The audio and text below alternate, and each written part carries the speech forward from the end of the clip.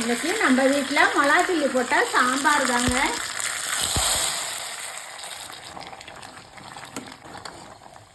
கம கமன்னு மிளகா கிள்ளி போட்ட சாம்பார். சாம்பாருக்கு பொருத்தமான ஜோடி உருளைக்கிழங்கு வறுவலுங்க. அது மிளகா கிள்ளி போட்ட சாம்பாருனாவே இதை மாதிரி உருளைக்கிழங்கு வறுவல் செஞ்சால் சூப்பராக இருக்குங்க.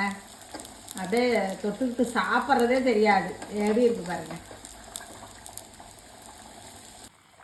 இதில் கடைசியாக மல்லித்தழையே கொஞ்சம் போட்டுருவோம். மிளகாய் கிள்ளி போட்ட சாம்பார்னாவேங்க திக்காக இருக்கக்கூடாதுங்க. இதை மாதிரி கொஞ்சம் தண்ணியாக இருக்கணுங்க. அப்போ தாங்க சாதத்தில் போட்டு தாராளமாக சாப்பிட்லாம். சுட சுட சாதம் போட்டாச்சுங்க. இதில் அப்படியே மொண்டு ஊற்ற வேண்டியதாங்க மிளகாய் கிள்ளி போட்ட சாம்பார்.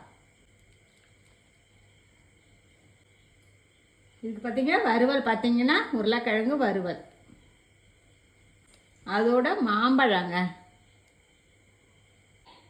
இதை மாதிரி சாம்பார் வந்து கொஞ்சம் தண்ணியாக வச்சு சாப்பிடும்போது நல்லா இருக்குங்க. நீங்கள் என்ன ஒரு டைம் இந்த மாதிரி ரொம்ப தடன்னு வச்சு சாப்பிடாம கொஞ்சம் தண்ணியாக தாராளமாக ஊற்றி சாப்பிட்டு பாருங்களேன். இன்னைக்கு நம்ம வீட்டில் நைட்டு பார்த்தீங்கன்னா சுட சுட சோறு, மிளகாய் கிள்ளி போட்ட சாம்பார், உருளைக்கிழங்கு வறுவல், மாம்பழங்க. அவ்வளோதாங்க நம்ம வீட்டு இன்னைக்கு சாப்பாடு. நாளை சந்திப்போம்.